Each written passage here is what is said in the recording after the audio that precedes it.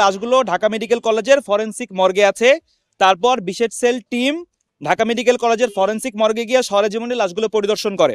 লাশগুলোর প্রাপ্ত তথ্য নিম্নরূপ: অজ্ঞাতনামা পুরুষ, বয়স 20; অজ্ঞাতনামা পুরুষ, বয়স 25; অজ্ঞাতনামা পুরুষ, বয়স 22; অজ্ঞাতনামা মহিলা, বয়স 32; অজ্ঞাতনামা পুরুষ 30 এবং এনামুল, বয়স 25। একজনের নাম পাওয়া গেছে, এনামুল, বয়স 25।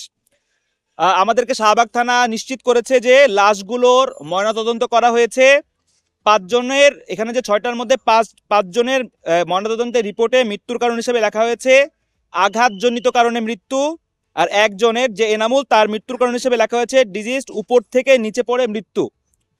আর মৃতদেহগুলোর ডিএনএ সংগ্রহ করা হয়েছে বলে তারা জানিয়েছে এবং মৃতদেহের পরিহিত আলামত সংগ্রহ করা হয়েছে। এই মুহূর্তে সবগুলো লাশ ঢাকা মেডিকেল কলেজের ফরেনসিক হিমাগারে সংরক্ষিত আছে। তো সেগুলো দেখে আমাদের ধারণা হয়েছে লাশগুলো হচ্ছে গুলির কারণে শহীদ হয়েছে।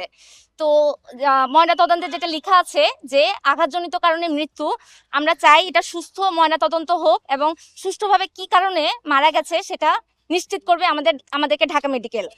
আর আমরা হচ্ছে ময়নাতদন্ত রেজিস্টার যেটা আছে সেখানে গিয়েছি, কত তারিখে আনা হয়েছে, কবে আনা হয়েছে, কোথা থেকে আনা হয়েছে, এ ধরনের যে তথ্যগুলো আমাদের প্রয়োজন ছিল সেগুলোর জন্য যোগাযোগ করি এবং তারা আমাদেরকে তথ্যগুলো দেওয়ার জন্য কোনো আগ্রহ প্রকাশ করেনি ঢাকা মেডিকেল।